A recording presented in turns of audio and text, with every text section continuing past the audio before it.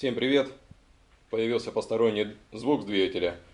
Решил скрыть крышку клапанов, посмотреть, что с цепью, натяжителем и успокоителем.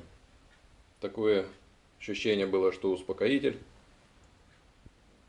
начал шуметь, и заодно отрегулировать клапана. Ну что, вскрыл. А здесь, вот что выявилось, ослабла цепь. Ну, заодно уже купил успокоитель. Поменяю.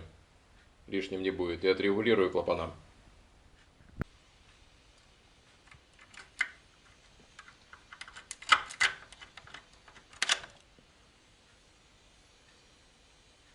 Как видите, был целый.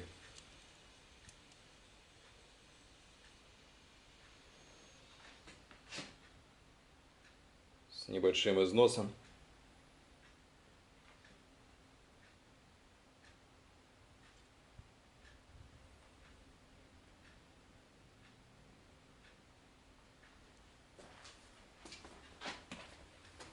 Уже взял, вот он, новый лежит. Поставлю новый. Крепится на двух болтах. Всего лишь. Хорошо, что его не оборвало. Будет лежать запасной. Также заодно сейчас отрегулирую клапана. Успокоитель поставлен, цепь натянута. Для того, чтобы отрегулировать клапана, есть вот такое вот приспособление совдеповских времен еще. Планка, и к ней крепится стрелочный индикатор. Зазор должен быть у клапана, не у клапана, но между распредвалом и рокером 15 соток, а по стрелочному индикатору 52 сотки. Ставим на 0, выставил все приспособление, поставил на 0 и смотрим. И по факту тут получается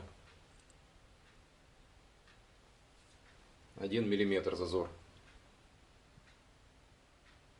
по стрелочному индикатору. Для этого берем, отпускаем гайку и начинаем закручивать. Для этого берем, отпускаем гайку и начинаем закручивать.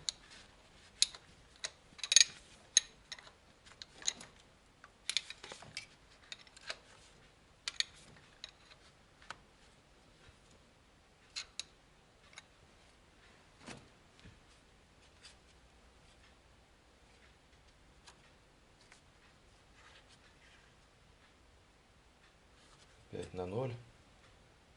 Ну и все. Вот 52, как надо. Теперь надо затянуть, чтобы не сбилось. И будет клапан отрегулирован. Итак, оставшиеся 7 штук сейчас будут отрегулированы. Почему этим индикатором лучше регулировать клапана? Потому что между распредвалом и рокером уже есть выработка. И если щупом регулировать, то точно не получится. А при помощи стрелочного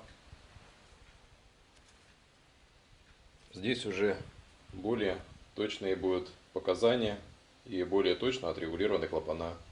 И по итогу меньше шума будет и лучше будет работать механизм РМ. После проведенных всех мероприятий, натяжения цепи и регулировки клапанов, двигатель стал потише работать. Вот такое небольшое видео. Всем спасибо за внимание, пока.